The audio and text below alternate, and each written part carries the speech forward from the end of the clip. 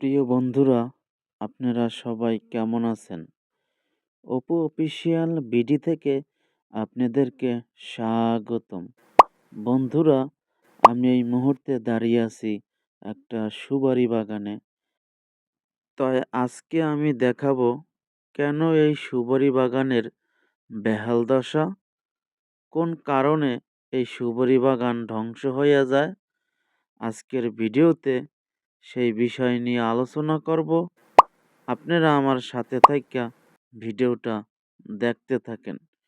প্রিয় বন্ধুরা, আমার সামনে যেই সুপারি বাগানটা দেখতে আছেন, এই বাগানের বেশ কয়েকটা গাছই আপনার লালচা লালচা হয়ে গেছে, কোনোটা গাছ মরে গেছে, কোনোটা ডেগা পচে গেছে।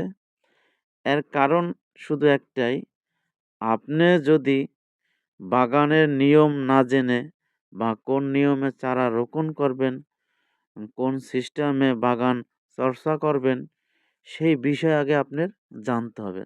তারপরে আপনার সুপারি বাগান করতে হবে। আপনারা একটা জিনিস খেয়াল করবেন, এই যে পুরো বাগানটা, এই বাগানটার ভিতরে আপনার প্রচুর ঘাস। প্রত্যেকটা গাছের গোড়ায় গোড়ায় মনে করেন ঘাস। এই ঘাসে কিন্তু আপনার এই গাছগুলোরে আপনার জাইত্যা ধরছে। মানে এই গাছগুলো যে শ্বাস করবে, এই শ্বাস করতে পারতেছে না। আমি এই বাগান মালিকরে বলবো, যদি এই সুপারি বাগান খাড়া করতে হয়, তাহলে এই বাগানের ভিতরে যত ঘাস আছে, এই ঘাসগুলোর আগে পরিষ্কার করতে হবে। এরপরে কি করতে হবে? প্রত্যেকটা গাছের গোড়ায় আপনার মাটি আগলা করে দিতে হবে।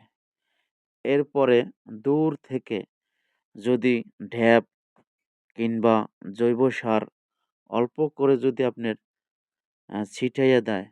আর এখন তো পৌষ মাস প্রায় শেষ, গরমের ভাও পড়ে গেছে। অনেক গাছের গোড়ায় দেখবেন মাটি শুকাই গেছে। ঠিক আছে? তাই প্রত্যেকটা গাছের গোড়ায় যদি আপনি সকাল বিকাল ২ টাইম করে যদি পানি দেন, তাহলে এই গাছগুলো সুন্দর হয়ে যাবে বা স্বাভাবিক হয়ে উঠবে। আর ২ নম্বরে বলবো, এই যে বাগানটা, এই বাগানটার জায়গাটা খুবই একটু নিচু হয়ে গেছে। এটা যদি আপনার পাইয়াবার কাইটে লইতো বা মাটিটা যদি একটু উঁচু করে চারাগুলো রোপণ করতো, তাহলে এই সমস্যা হতো না।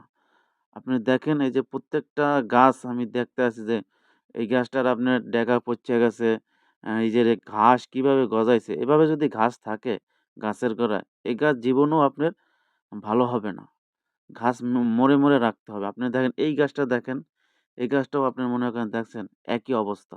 এটারও ডেগা পচে গেছে, গোড়া পচে যাইতেছে। গোড়ায় কি রকমের ঘাস।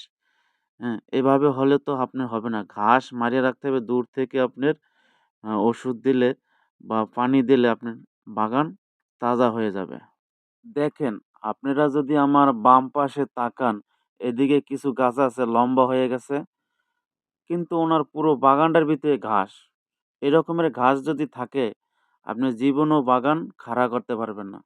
আমি বলছি আপনি এই ঘাস মারেন, তারপরে প্রত্যেকটা গাছের গোড়ার মাটি আগলা করে দেন। এরপরে ঢ্যাপ দেবেন, তারপরে সাথে আপনার জৈব সার দেবেন। তারপর সকাল বিকাল পানি দেবেন। দেখবেন আপনার বাগান তাজা হয়ে গেছে বা স্বাভাবিক হয়ে গেছে। তাই প্রিয় বন্ধুরা, সুপারি বাগান থেকে ভিডিওটা এই পর্যন্তই। ভিডিওটা ভালো লাগলে লাইক, কমেন্ট, শেয়ার করতে ভুলবেন না।